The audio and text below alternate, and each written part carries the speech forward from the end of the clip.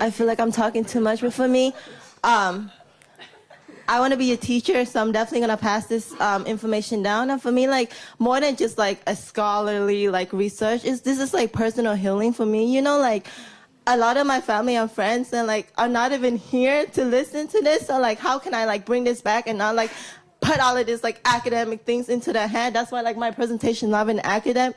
To me, it's not really like academic anyway. So I can just bring this back, but like, look, it's not you, it's not the people, it's the institutions that are oppressing us, you know?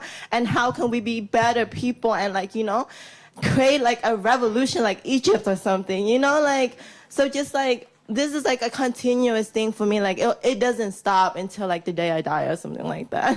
But just like proving the institution wrong, you know. Hello. Again, I want to thank y'all. This is really great work, and I appreciate all the hard work you put into it. My question is for Suzanne.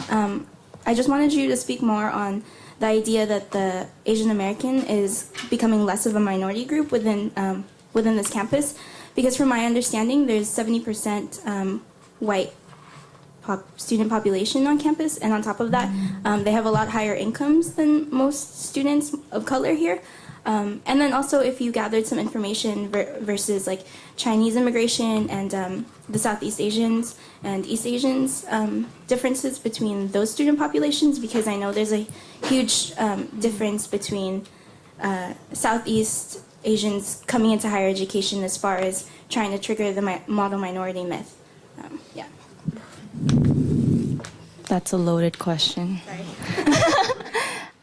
First off, I want to say thank you, Jade, for participating in my research.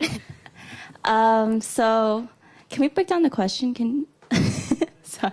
I guess it's just more of like talking about that, because you mentioned that Asian Americans are becoming less of a minority group, and I think that's what I'm most concerned about or critical about is that I know that there's a huge difference between Chinese Americans, Indian Americans, as well as that's the thing about the model minority group is that, or model minority myth, is that we're all grouped as one, and I think that's a part of the ESOs is why they break it down into such little groups is because everybody's always trying to reclaim their identity and not just Asians, and just that idea of like, did you get any?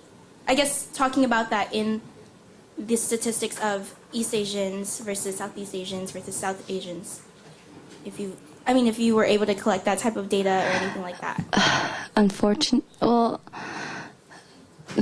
my research didn't really go into the specifics of like each ethnicity, breaking it down. I kind of grouped either, you're either identify as your ethnic identity, which I grouped all together at East, Southeast, and South Asians, and Asians and Asian Americans. I didn't really look specifically into it, which I would really love to. Yeah, so... 2 years ago, UCSC moved to a predominantly non-white school. But we're currently the second in the most whitest in the UC system. In the UC system. But we have 48%. Sorry. Only 48% of the student population is white at UCSC. We're moving towards a historic Hispanic institution, which would be 25% of the population Latino, and currently I think we're at 23% Asian, and then I think 5 or 6% other.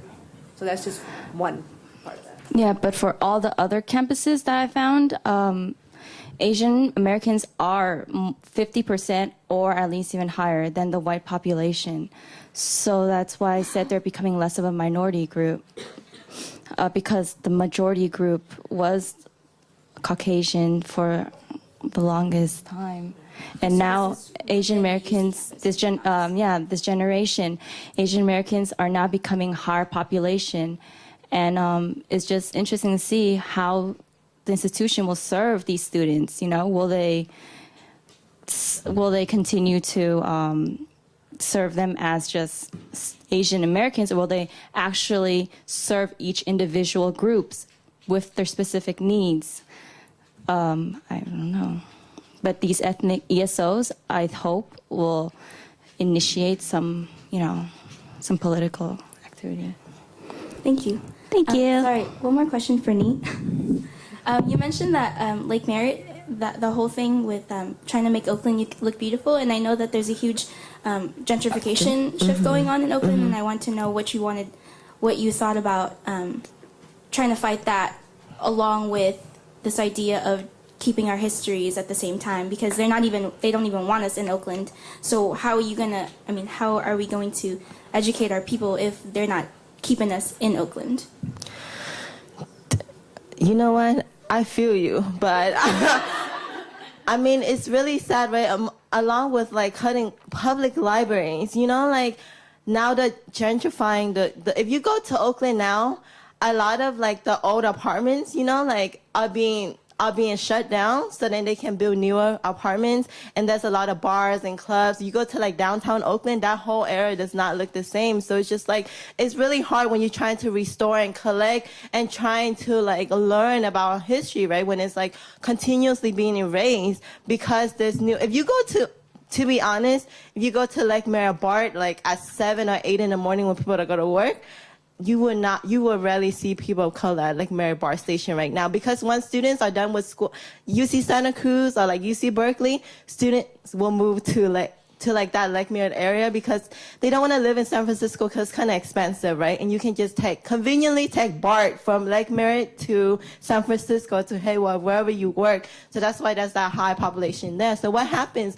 The rent will increase if there's people that are willing to move into your neighborhood, right? So that's why you kick people from Oakland out. That's like one of the biggest struggles that like the youth organizers in Oakland are fighting with right now.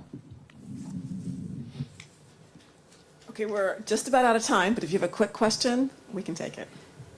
Yeah. Well, most of you are graduating this year, right? So, yeah. Oh, yeah. Congratulations. Thank you. I wanted to know if you had any feelings, ideas, thoughts as far as entering a professional world where you are addressing social justice issues.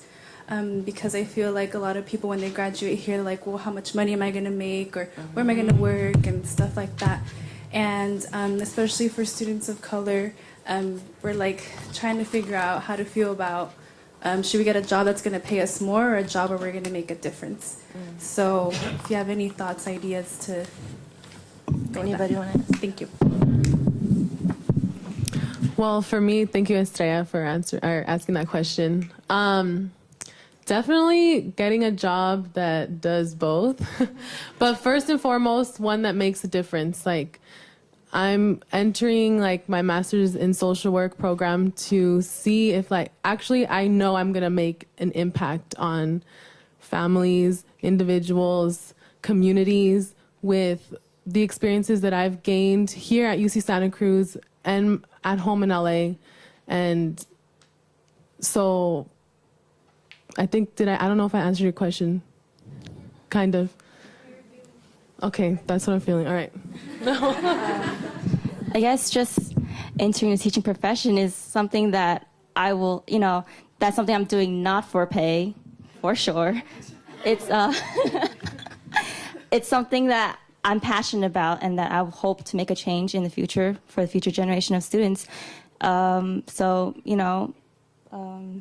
just social change for me.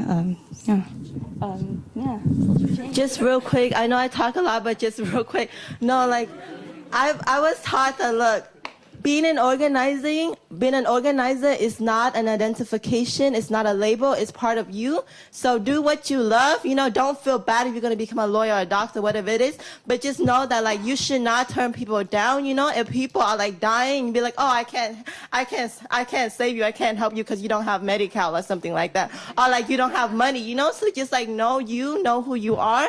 Know what you're there for, know what you do for the community, and it does not matter what occupation you go into. And do not feel bad and be like, oh, my down-ass friends are not going to be down for me if I become a doctor. You know what I mean? Because you can be an organizer and be a doctor at the same time. So, yeah, that's it.